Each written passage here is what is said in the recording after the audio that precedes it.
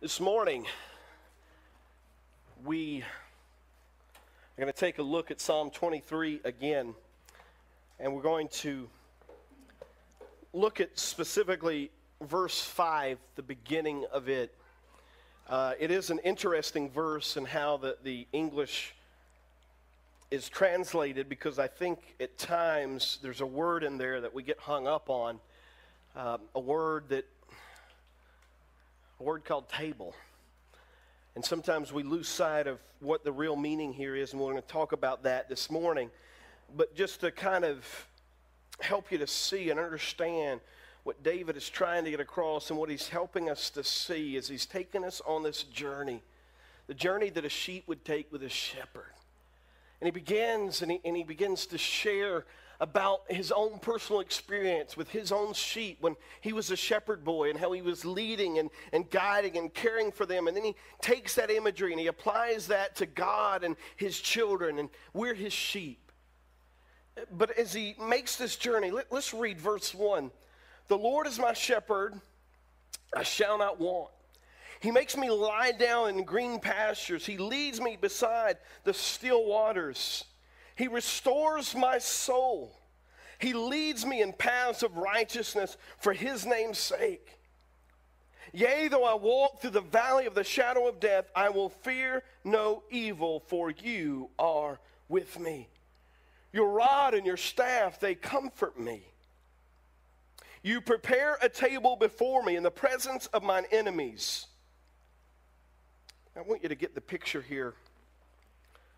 The journey that we're on.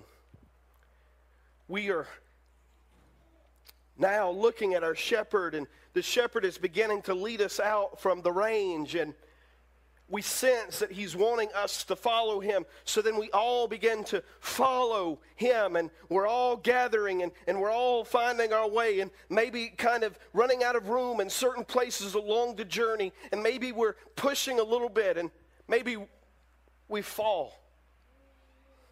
We stumble over a rock, and next thing you know, we're on our backs.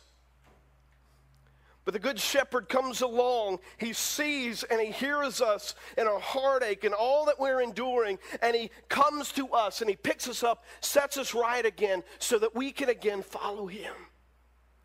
And as we're walking through, we begin to ask ourselves, where is he taking us? This seems like a pretty difficult road, a pretty difficult journey. Along this journey, we've had many heartaches, we've had many losses, we've had many discouragements, we've saw loved ones walk away from the flock, we've seen so much happen in our lives. We've experienced disappointment. We've seen not only the losing of loved ones, but we ourselves have experienced great loss along our journey. We begin to ask ourselves, what is the point of this? But yet we continue to keep following, a little bit distracted. And as we're walking on this journey, as the shepherd is leading us wherever it is that he's taking us, we begin to ask ourselves, and maybe you've been there, what is your plan? What is the point of all of this? Why do I have to endure such heat? Why do I have to endure such cold? Why do I have to endure such difficulty in this life? But then it gets even better as you go on in the journey. You begin to realize that you're making a descent down into the deepest, darkest valley that you've ever seen. And you begin to ask yourself again, maybe this is not the best road for me. Maybe I just need to walk away from the rest of the flock. Instead of following the good shepherd aimlessly and seemingly without direction in my life, and he's leading me and I'm just following him, I don't have a clue where we're going, and I'm just going into a deeper, darker place in my life. And I begin to ask questions, why?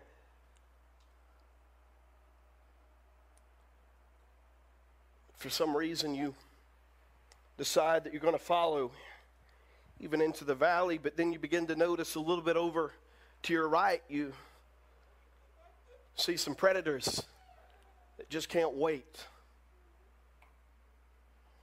to pounce on you. then you see the shepherd. He sees that predator, and he throws his rod and scares him away. And then as you begin to look in front of you, you see the beautiful food that is there before you. And you hear a little bit of water, and you make your way to these waters, and you are nourished. And things are good, even in the valley, because your shepherd is there. But yet you wonder why you had to go through such difficult things. Maybe this is where you'll reside, but then the shepherd gives the signal and you begin to follow again. You begin to make your way up a steep mountain. Traction is not good. It's tough. It's difficult. It's hot. It's cumbersome. And then you begin to ask yourself the question, why this again? What is the point? But yet, by faith, you continue to follow your shepherd. And you finally make it to the place that David is talking about in verse 5. The English translation says, he has prepared a table in the presence of mine enemies. I don't really like the word table here. I'm not saying that it's incorrect, but in our context, table, all we think about is this.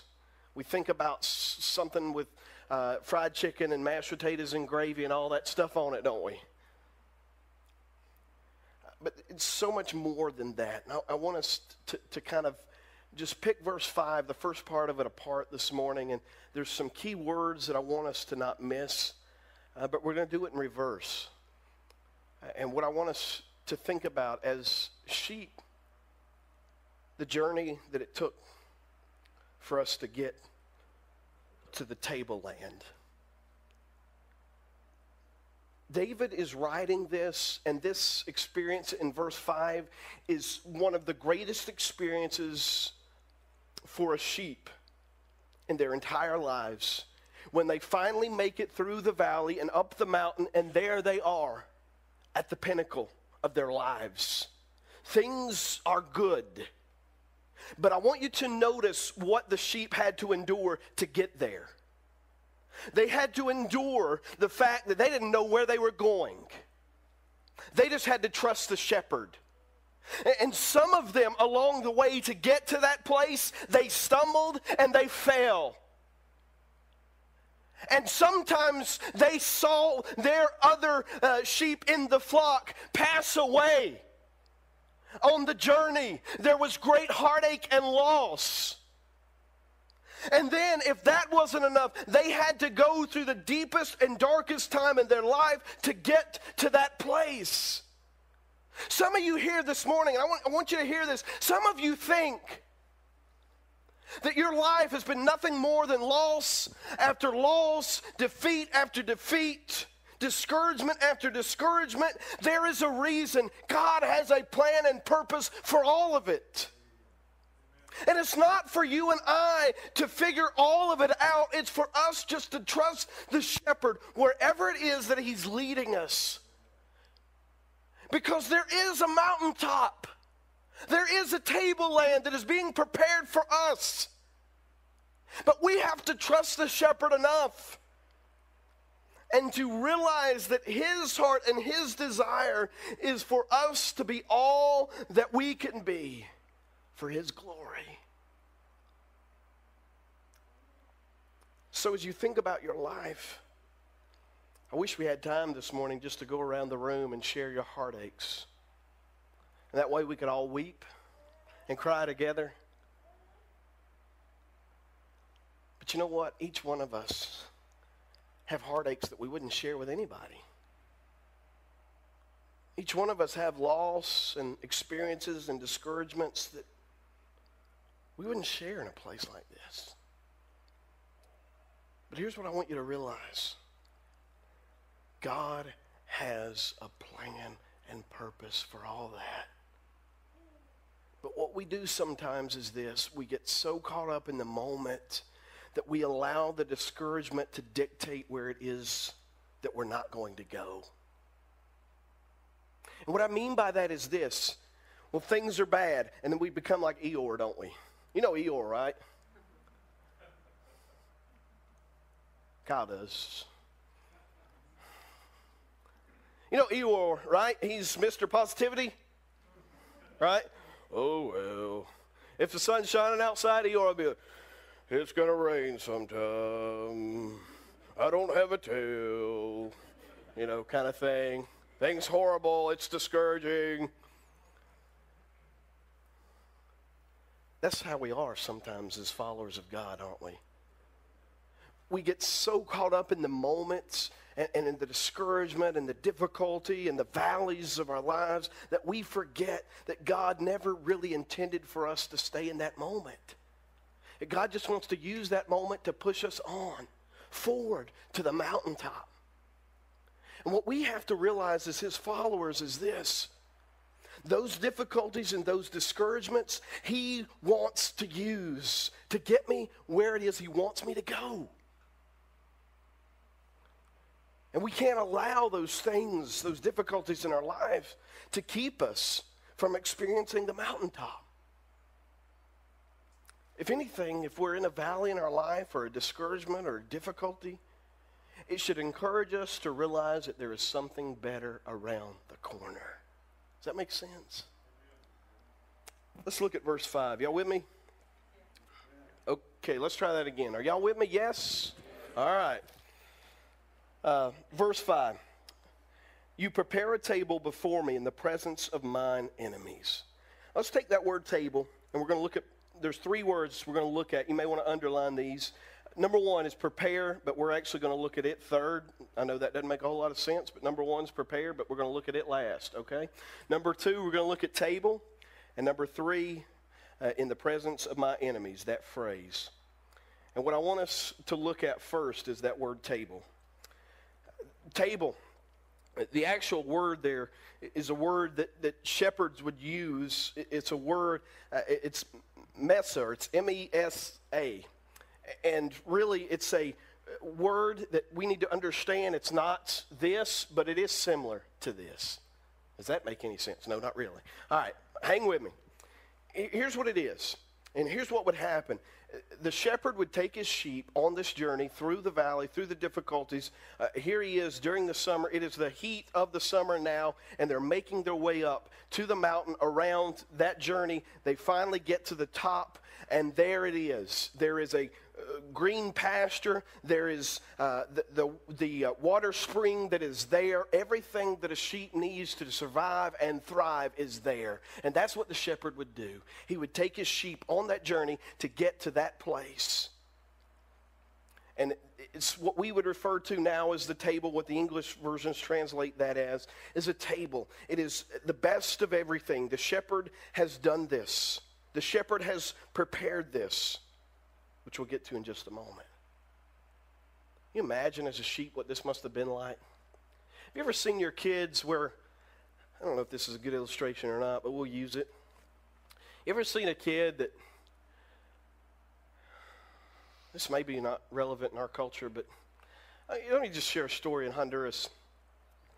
On occasion, we would take the kids to Wendy's in Honduras.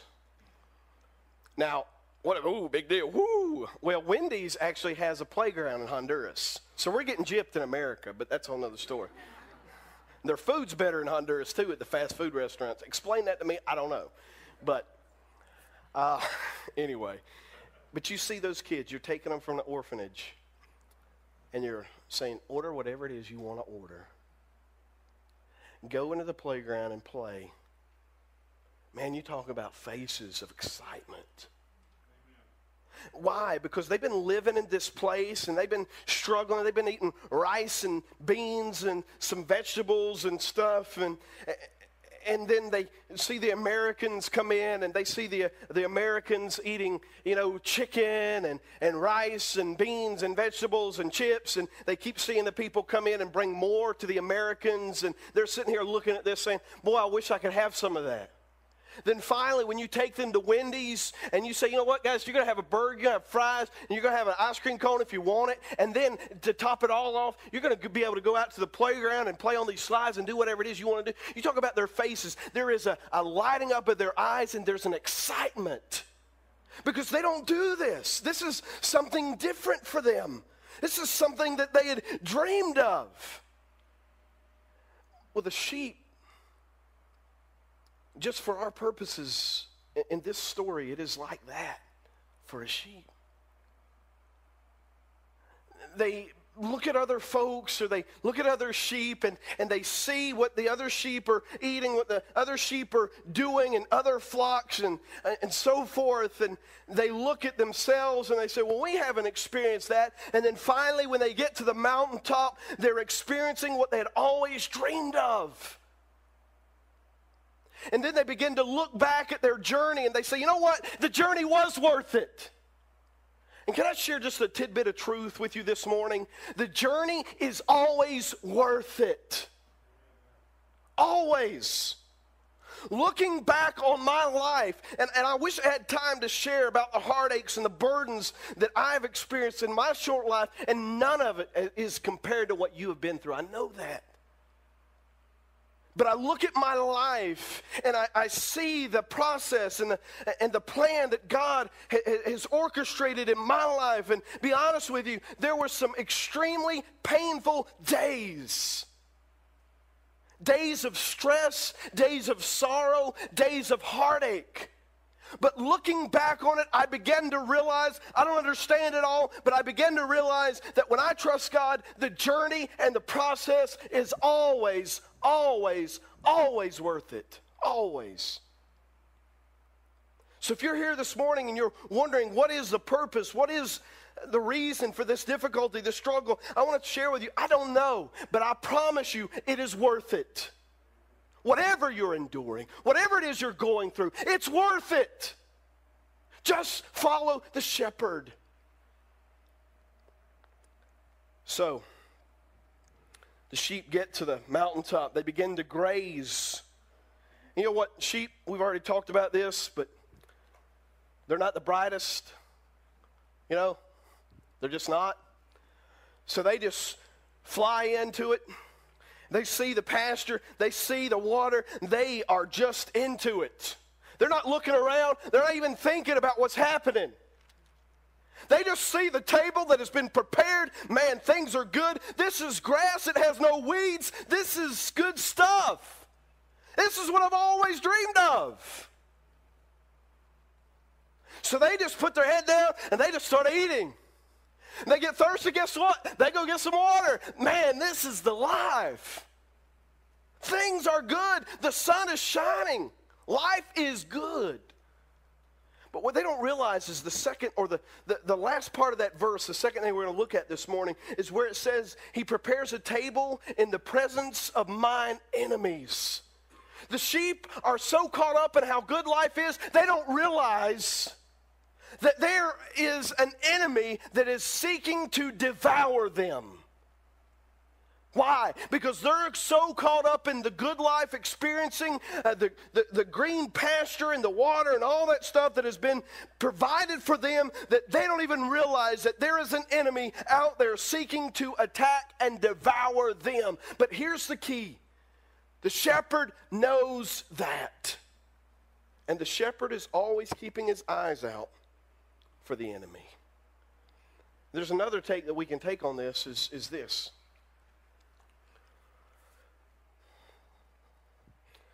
Even the best and the most positive experiences of our life are surrounded by difficulties, by pressures, and by predators. And what I'm trying to say here is this. I want you to know that just because you may or may not be on a mountaintop in this moment. If you are on a mountaintop, I want you to realize that all around you there is difficulty. All around you there is potential pain. All around you there are predators that are seeking to devour you. But guess what? They are not at this moment, because the shepherd is watching over you. The reason that you're still sitting here and breathing and living this life, it's not you, it is God. I want you to understand this simple truth. You have what you have. You've experienced what you've experienced. You have seen the victories in your life that you have seen because God has given them to you. You've learned from the difficulties and the negative experiences in your life, not because you're bright, not because you're wise, but because God taught you. So, as sheep, we begin to look back on our journey, and we're sitting here milling on the grass and drinking of the water, that ample supply, and we're comfortable. We look back on the journey and we say, man, this is good.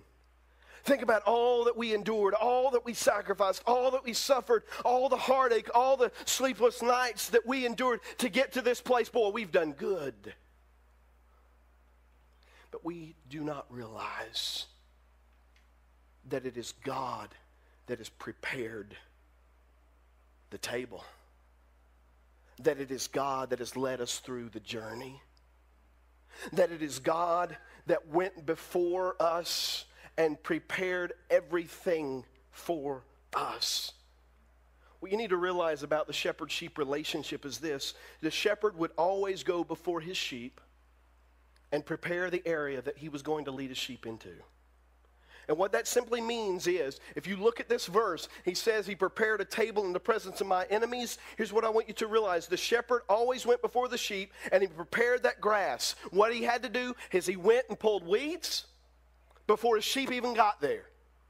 He went and he removed the mire and the poisonous plants and all the things that could cause harm to the sheep. He prepared that land before the sheep even got there. Here's what I want you to realize. There were many nights the shepherd did not sleep because he was busy preparing the land for his sheep. See, the sheep didn't see that. All the sheep saw was when they closed their eyes, they woke up in the morning, the shepherd's there.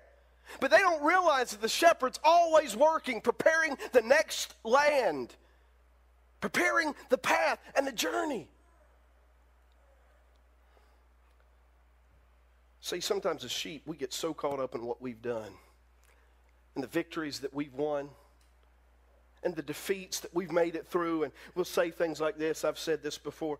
Boy, I don't know how I made it through, but I'm just good, I guess. I've never said that. Well, maybe I have. I don't know. Never said that, but we've thought that. Let's just be honest. Here's what we don't realize. The shepherd is leading us, and the shepherd is preparing the way for us.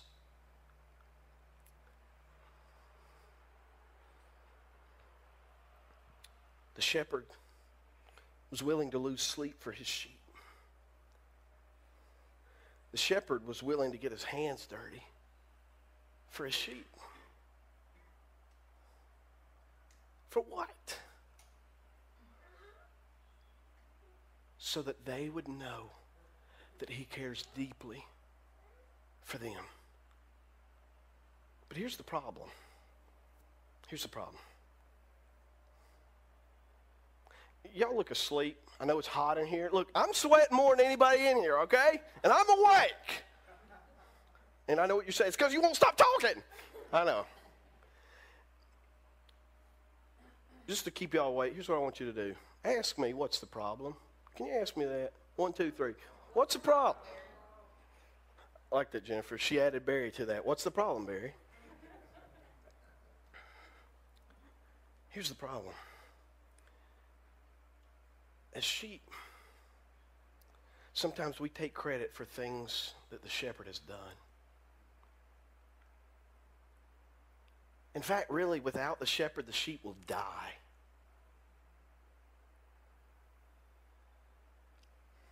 If there was no shepherd, you know what would happen immediately? The predators that are all around would devour the flock immediately. And if for some reason there weren't predators around, here's what would happen to those sheep. We've already talked about this. They would take that piece of land that they're currently on, wherever it is that they are, and they would just absolutely tear that land apart, nothing left, and eventually they would die of starvation. Why? Because their shepherd's not there. We are foolish as God's sheep to think that we have done anything. We must realize that it is our good shepherd, that it is Jesus that has done everything for us, that it is he that has prepared the table for us, that he has kept the predators away from us, that he has provided the good land to feast on, that he's provided the water to keep us alive, that he has led us on this journey, and that it is he that is continuing to care for us, and he has sacrificed so much for us. So we started out the message with this. Think about the journey that you've been on and think about all that you've endured and the difficulties and stuff. But I don't want you to ponder that too long. I want you to realize what the shepherd has done for you and the ultimate price that he paid for you. Do you realize that God prepared a table with the shedding of his blood, the giving of his son Jesus for you?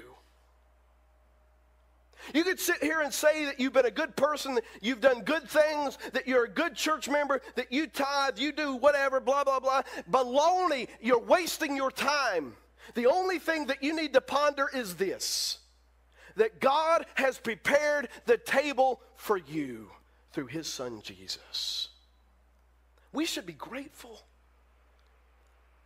So now here's what I want you to do. Think about that journey that you've been on in your life, the heartaches and the difficulties. And I want you just to take just a moment. Thank you, God, for leading me through the heartaches and the hurt and the pain. Thank you for leading me to the mountaintops and the valleys and everywhere in between. Thank you, God, because you have prepared the table for me. This morning,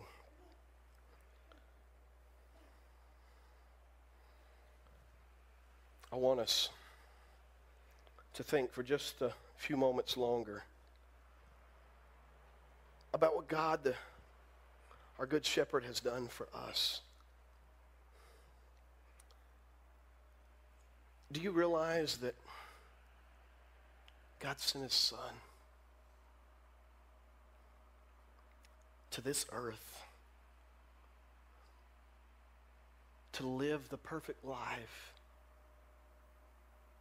to be accused, abused, beaten, betrayed, nailed to a cross, slaughtered,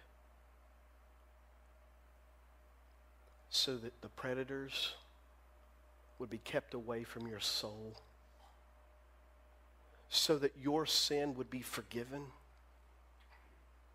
so that those valleys and difficulties that you experience in this life are not a waste, but there's something that God will use to strengthen you and to lead you on to a different place. I want you to realize this morning, we have so much to be thankful for. It's easy for me, because sometimes I have difficulty, I'll just be honest with you, looking at things from the positive perspective. It's easier for me to look at the glass and see it half full or half empty instead of half full.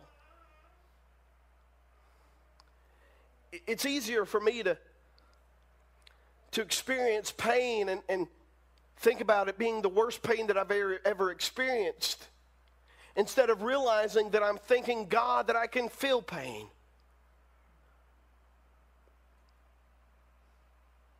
You see, this morning, maybe we need to just take a step back and realize that Jesus experienced so much pain. He while on this earth, Our good shepherd walked, and he spent many sleepless nights for you and for me, preparing the way for us to stand and to eat of his table in his presence and in the presence of our enemies. Man. So this morning, as we take of the bread and the juice in just a moment, some of you need to just thank God for the fact that you are still standing. And the only reason you're still standing is because of his son Jesus. And the only reason that you're sitting in this place this morning is because of Jesus.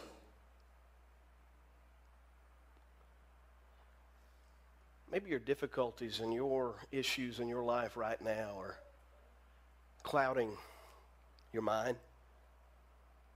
You know what I mean, right? Where all you can think about is that.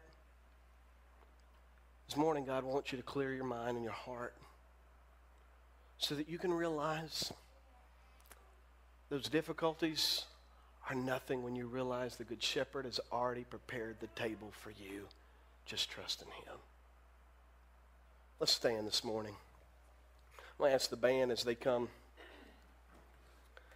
They're going to play for us as we go through communion this morning. Up on the screen, I believe. Do we have a slide, Rick? Okay. Up on the screen, if you will, go ahead and put that up there. We're going to have a picture of, do we have a picture of Jesus? Yeah, there we go. I want you to look at that for just a moment. And even as you come forward, take a moment before you go back to your seat. This is how God prepared the table for you. Was your shepherd willing to do whatever it took for you? You guarantee it. You bet he was willing to endure the cross for you. He was willing to endure heartache, shame, and suffering for you. And you think the pain and heartache of your life is something, you realize that Jesus experienced all of that heartache and pain while hanging on the cross. He took upon your sin and the whole world's sin. The sinless Son of God took on our sin. The Father even turned his back on his Son because the Father cannot look on sin. Jesus endured that for you. He's prepared the table for you. What you experience is because of him. Thank him for it this morning. Reflect on it. What I ask you to do is just each row, if you'll just come forward. In the first row, if you guys will just come forward here on each side. What I'm going to ask you to do is just take a piece of bread, just dip it in the juice, just put it in your mouth. Just take just a moment, stop at the screen, look, and go back to your seat. This morning, we've been reminded of the Good Shepherd and the fact that he is the one that is leading each one of us. That he is the one that has provided the table for us, and all that we're experiencing, both good and bad, is a part of his plan. He's allowed things to happen so that we can learn more of him, so that we can fall more in love with him. I don't know where you are. Maybe you're at a place of discouragement, or maybe you're at the highest mountaintop that you've ever experienced. But I want to say something to you folks that are in a place of discouragement. You may feel like there's no hope, that there's no help. You may feel like the disciples felt after they saw the Messiah be crucified, be beaten, be placed in the borrowed tomb.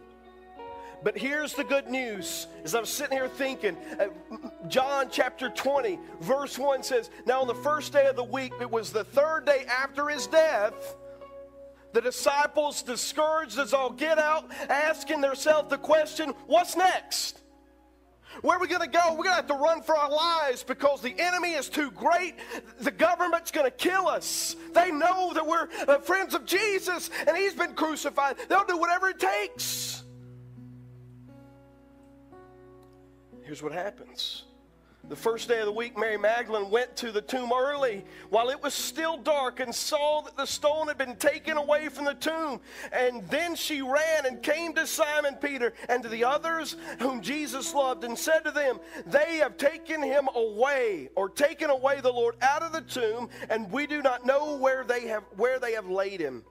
And Peter therefore went out, and the other disciples, and were going to the tomb. So they both ran together. And the other disciples outran Peter and came to the tomb first. And he, stooping down and looking in, saw the linens lying there, yet he did not go in. Then Simon Peter came following him and went into the tomb. And he saw the linen cloths lying there, and the handkerchief that had been around his head, not lying with the linen cloth, but folded together in a place by itself. Jesus did that, by the way.